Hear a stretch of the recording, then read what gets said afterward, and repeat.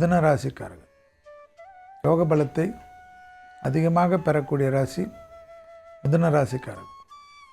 தொழில், உத்தியோகம், வியாபாரம், படிப்பு சம்பந்தப்பட்ட எல்லா விஷயமும் ஏற்றத்தையும் நம்பிக்கையும் ஏற்படுத்தும்.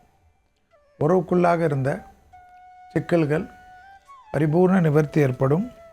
அனுமன் வழிபாடு, நரம்பு சம்பந்தப்பட்ட உபத்திரம், கண்ணு சம்பந்தப்பட்ட உபத்திரத்தில் சிறிது கவனம்.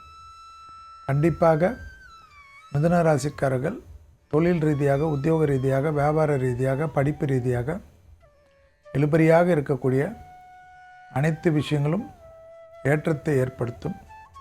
அது பெரிய செல்வாக்கை ஏற்படுத்தக்கூடிய சிக்கலை கூட சில டைமில் ஏற்படுத்தலாம். எனவே செல்வாக்குகள் சரியறதற்கு நீங்களே வாய்ப்பை கொடுக்கக்கூடாது.